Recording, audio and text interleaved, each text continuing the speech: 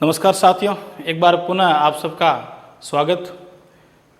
पिछली क्लास में हमने प्रस्तावना का टॉपिक पूरा किया। आज हम एक नया टॉपिक जो कि भारतीय संविधान की विशेषताएं पढ़ेंगे। भारतीय संविधान की जितनी भी विशेषताएं हैं वो सारी विशेषताएं देखेंगे। साथ ही हम ये देखने का प्रयास करेंगे कि 11-12 की कक्षाओं के अतिरिक्त जो है प्रतियोगी परीक्षाओं के संबंध में भी जो साथी तैयारी कर रहे हैं या जो स्टूडेंट आगे चलकर प्रतियोगी परीक्षाओं के संबंध में तैयारी करेंगे, तो इस टॉपिक से कौन कौन से क्वेश्चन जो है प्रतियोगी परीक्षाओं पूछे गए हैं और कौन कौन से प्रश्न जो है भविष्य में प्रतियोगी परीक्षाओं में पूछे जा सकते हैं। तो आइए सबसे पहले हम शुरुआत करते हैं भारतीय संविधान की विशेषताएं। तो देखिए, सीधी मैं पहली विशेषता लेकर आ रहा हूं। पहली जो विशेषता भारतीय संविधान की है वो ये है, विश्व का सबसे बड़ा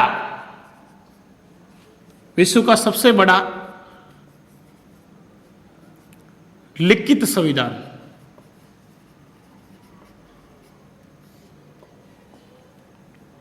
विश्व का सबसे बड़ा लिखित संविधान, यह हमारे भारतीय संविधान की पहली विशेषता है। विश्व का सबसे बड़ा लिखित संविधान। यहां देखिए, सबसे बड़ा लिखित संविधान कहने का तात्पर्य क्या है। तो देखिए, वैसे दुनिया में जो सबसे पहले लिखित संविधान बनाया गया जिस राष्ट्र द्वारा, उस राष्ट्र का नाम है यूएसए, यानी यूनाइटेड स्टेट ऑफ अमेरिका, संयुक्त राज्य अमेरिका। यानी संयुक्त राज्य अमेरिका द्वारा दुनिया में सबसे पहले संविधान निर्मित किया गया, लिखित किया गया। और जो अलिखित संविधान का जो हम उदाहरण देते हैं वो है ब्रिटेन का।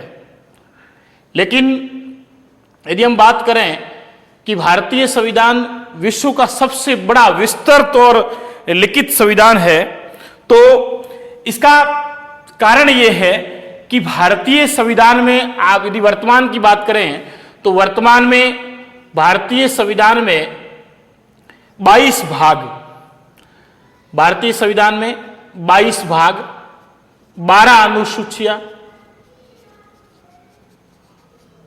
व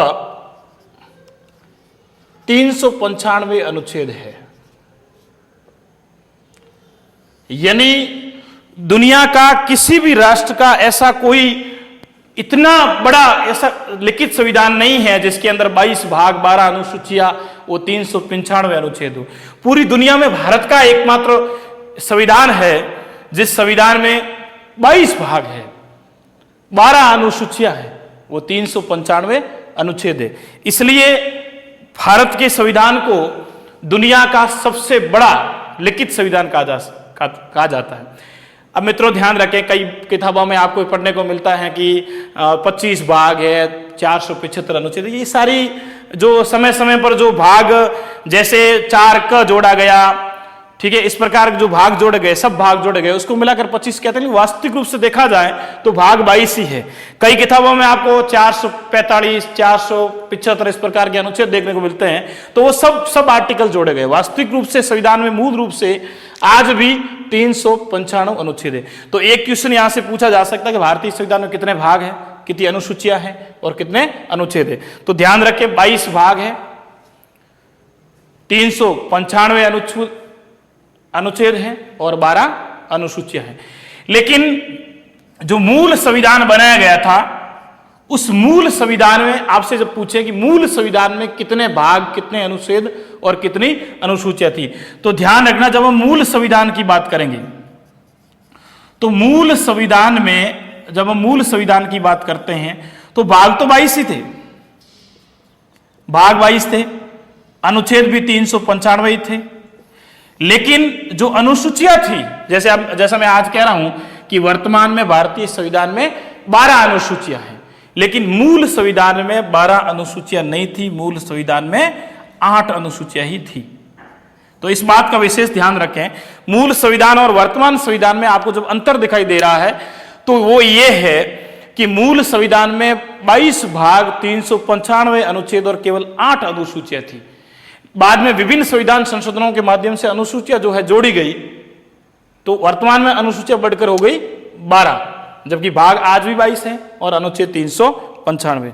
इसलिए भारतीय संविधान को दुनिया का सबसे बड़ा लिखित संविधान और विस्तृत संविधान कहा जाता है, क्योंकि जितने आर्टिकल और जितने भाग भारतीय संविधान में है, दुनिया के और किसी संविधान में इतनी विस्तृत तरीके से नहीं लिखा गया है।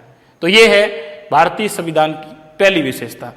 अब हम बात करें भारतीय संविधान की दूसरी विशेषता की, कि दूसरी विशेषता कौन सी है भारतीय संविधान की। तो देखिए, दूसरी जो भारतीय संविधान की विशेषता है वो ये है, जो सेकंड जो विशेषता है भारतीय संविधान की, वो हम कह सकते हैं कि वो है कठोरता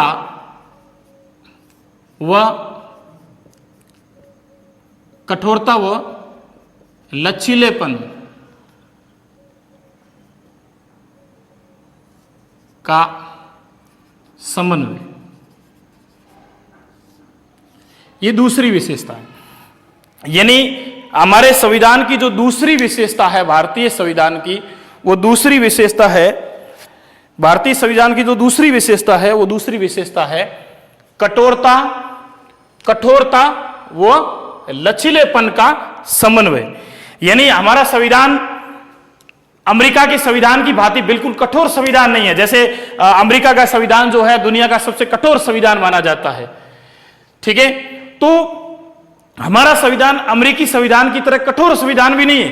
तो जो ब्रिटेन का संविधान है वो दुनिया का सबसे लचीला संविधान माना जाता है। तो हमारा संविधान बिल्कुल ब्रिटेन के संविधान की तरह लचीलापन लिए हुए भी नहीं है और बिल्कुल अमेरिका के संविधान की तरह उसके अंदर कठोरतापन भी शामिल नहीं है, बल्कि हमारा संविधान जो है कठोरता और लचीलेपन का समन्वय है। इसका क्या तात्पर्य मित्रों? इसका तात्पर्य यह है कि हमारे संविधान में जो संशोधन करने की जो प्रक्रिया है उसको लेकर यह विशेषता दी गई है। संविधान में संशोधन की जो प्रक्रिया है उसको लेकर यह विशेषता निर्मित की गई है, संविधान संशोधन की प्रक्रिया।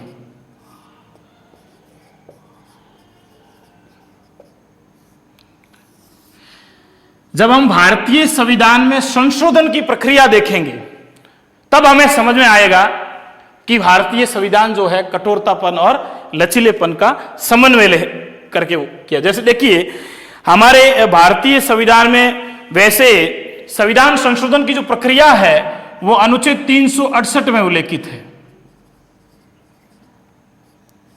मुख्य रूप से देखा जाए जो संविधान संशोधन की जो प्रक्रिया है और वो प्रक्रिया अनुच्छेद 368 में उल्लेखित है। और अनुच्छेद 368 में दो प्रकार की प्रक्रियाओं का उल्लेख है। एक तो है विशेष बहुमत की प्रक्रिया और दूसरी जो प्रक्रिया है वो है विशेष बहुमत प्लस आधे से अधिक राज्य विधान मंडलों का अनुसमर्थन। देखिए, हमारे संविधान में संशोधन की प्रक्रिया, अगर अनुच्छेद 368 की बात करें तो अनुच्छेद 368 में स्पष्ट रूप से दो प्रकार की प्रक्रियाओं का उल्लेख है। पहली जो प्रक्रिया जो है वो विशेष बहुमत से है और दूसरी प्रक्रिया जो है विशेष बहुमत प्लस आधे से अधिक राज्य विधानमंडलों का अनुसमर्थन। देखिए, विशेष बहुमत से क्या तात्पर्य है? विशेष बहुमत से तात्पर्य है कि संसद के दोनों सदनों के कुल सदस्य और उस दिन जिस दिन संविधान संशोधन को लेकर सदन में मतदान हो रहा है तो उस दिन उपस्थित और मतदान करने वाले जो सदस्य हैं उनका 2/3 बहुमत। यानी विशेष बहुमत से तात्पर्य यह है कि संसद के कुल जो सदस्य हैं उनका बहुमत और प्लस जिस दिन सदन में मतदान हो रहा है उस दिन उपस्थित और मतदान देने वाले जो सदस्य हैं उनका जो 2/3 बहुमत है, इस प्रक्रिया को कहते हैं विशेष बहुमत।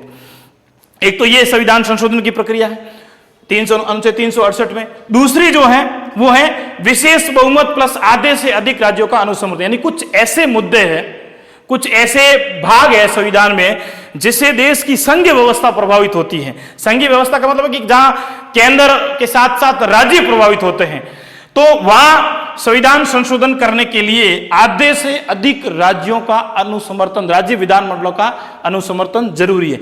तो यदि हम अनुच्छेद 368 की प्रक्रिया को देखते हैं तो हमें ऐसा लगता है कि भारतीय संविधान में संशोधन की प्रक्रिया जो है वो है कठोर है। लेकिन अनुच्छेद 368 के अतिरिक्त हमारे भारतीय संविधान में एक और प्रक्रिया है संविधान संशोधन की, जिसका विशेष रूप से किसी अलग से आर्टिकल में उल्लेख नहीं है। जहां संशोधन होना है वहीं उल्लेख है, और उस प्रक्रिया का नाम है, तीसरी जो प्रक्रिया है वो है साधारण बहुमत की प्रक्रिया। साधारण बहुमत की प्रक्रिया यानी हमारे भारतीय संविधान के कई भाग ऐसे हैं, कई अनुच्छेद ऐसे हैं जिन्हें साधारण बहुमत की प्रक्रिया के माध्यम से भी संशोधन किया जा सकता है। जैसे उदाहरण के लिए मैं एक उदाहरण दे रहा हूं, जैसे उदाहरण अनुच्छेद 3 जो है, अनुच्छेद 3 के अंदर किसी राज्य की सीमा, नाम में परिवर्तन या किसी राज्य का पुनर्गठन करने की शक्ति को जो संसद को दी गई है, और वो जो संशोधन होता है वो साधारण बहुमत से होता है। तो जब हम साधारण बहुमत की प्रक्रिया को जब हमें देखते हैं तो हमें यह लगता है कि भारतीय संविधान कैसा है, लचीला है। और हम अनुच्छेद 368 की प्रक्रिया को देखते हैं तब हमें ऐसा लगता है कि भारतीय संविधान में संशोधन की प्रक्रिया कठोर है। इसलिए कहा जाता है कि भारतीय संविधान कठोरता और लचीलेपन का समन्वय है, अर्थात दोनों गुणों को मिलाया गया। न तो अमेरिका की तरह कठोर है, न ब्रिटेन की तरह लचीला है, बल्कि दोनों का समन्वय किया गया है। अब हम तीसरी विशेषता को लेके आएंगे, ठीक है। तीसरी विशेषता के बारे में बात करते हैं। भारतीय संविधान की जो तीसरी विशेषता है, वो तीसरी विशेषता क्या है? तो देखिए, दो विशेषता मैंने आपके सामने रखी। पहली थी कि भारतीय संविधान जो है वो विश्व का सबसे बड़ा लिखित संविधान है, और दूसरी जो विशेषता जो है वो हमने पढ़ी कि इसमें कठोरता और लचीलेपन का समन्वय है। अब हम जो तीसरी विशेषता लेने जा रहे हैं वो तीसरी विशेषता है, जैसे तीसरी विशेषता जो है वो है सार्वभौमिक। तीसरी विशेषता जो हमारे संविधान की है वो है सार्वभौमिक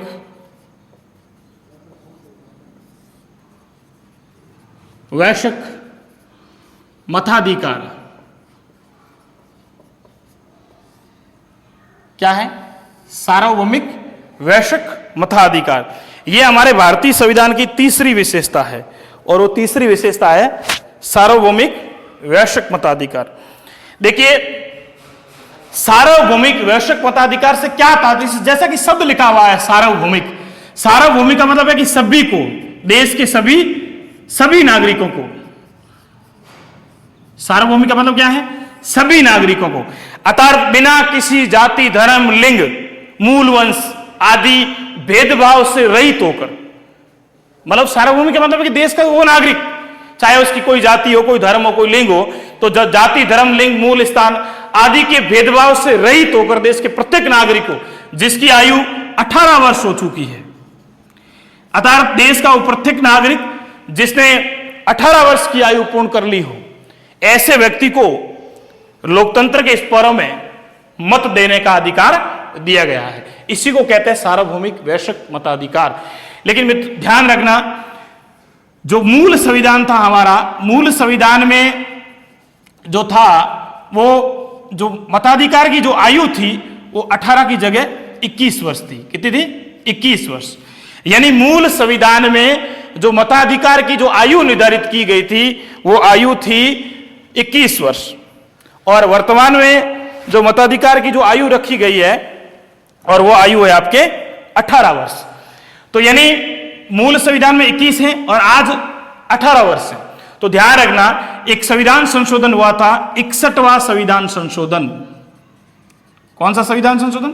61वां संविधान संशोधन 1989।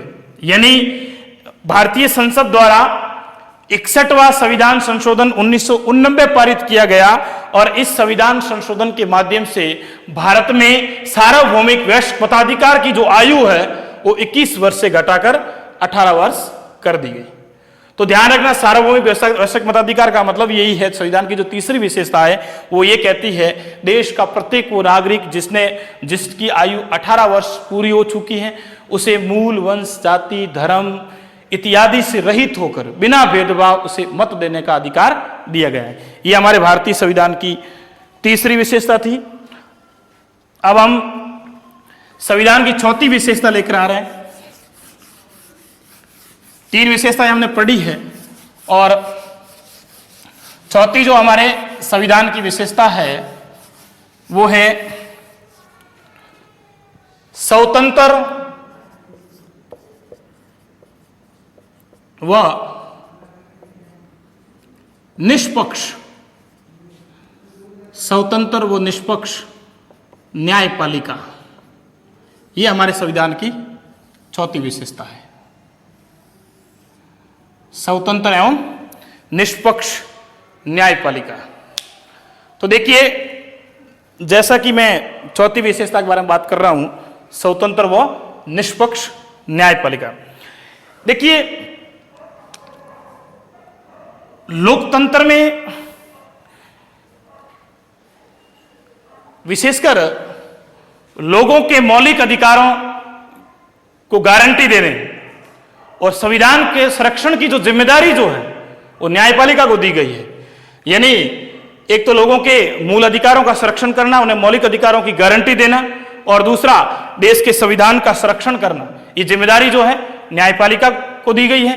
इसलिए हमारे यहाँ जो है कार्यपालिका और व्यवस्थापिका से जैसे मैंने कहा है, सरकार के तीन अंग है, कार्यपालिका, व्यवस्थापिका और न्यायपालिका। तो सरकार का जो तीसरा अंग है जो न्यायपालिका, हालांकि भारत में संसदीय शासन प्रणाली है और संसदीय शासन प्रणाली का मतलब यह है कि कार्यपालिका और व्यवस्थापिका जो एक दूसरे पर निर्भर है, एक दूसरे के साथ संबंध है, लेकिन यहाँ न्यायपालिका को इन सरकार के दोनों अंगों से पृथक, स्वतंत्र और निष्पक्ष रखा गया है। एकदम बिल्कुल अलग जो है हमारी भारत की जो एकीकृत न्यायिक व्यवस्था है जो अलग से रखी गई है। जैसा कि मैं एक जो पद सोपान की व्यवस्था के माध्यम से आपको बता देता हूं कि जैसे एकीकृत न्याय व्यवस्था कैसे है। जैसे हम देखेंगे तो टॉप पे जो है भारत में एक उच्चतम न्यायालय है और उसके नीचे विभिन्न राज्यों में हाई कोर्ट है, और फिर जो है जो नीचे जो है तीसरे नंबर पे वो आपके डिस्ट्रिक्ट कोर्ट है, जिला न्यायालय। यानी विशेषकर यानी जिला न्यायालय के नीचे अधीनस्थ न्यायालय, म्युनिसिपल कोर्ट वगैरह होते हैं, लेकिन मुख्य रूप से तीन प्रकार के जो न्यायालय है। सबसे जो सर्वोत्तम शिखर पे जो है वो है सर्वोच्च न्यायालय, और उसके नीचे है हाई कोर्ट यानी विभिन्न राज्यों में उच्च न्यायालय, और उसके नीचे विभिन्न राज्यों के जो जिले हैं उन जिलों के अंदर डिस्ट्रिक्ट कोर्ट है, जिला न्यायालय। तो देखिए यहाँ ये सिस्टम है कि सुप्रीम कोर्ट का आदेश जो है सभी न्यायालयों के लिए बाध्यकारी होता है, क्योंकि सुप्रीम कोर्ट अपने आप में देश का एक अभिलेख न्यायालय है और सभी न्यायालय द्वारा इसके आदेश का पालन किया जाता है। तो हमने संविधान की चौथी विशेषता पढ़ी, वो ये है स्वतंत्र व निष्पक्ष न्यायपालिका। धन्यवाद मित्रों। कल हम अगली क्लास जो हमारी रहेगी उस अगली क्लास में हम संविधान की जो शेष विशेषताएं रही है उसके ऊपर चर्चा करेंगे। धन्यवाद।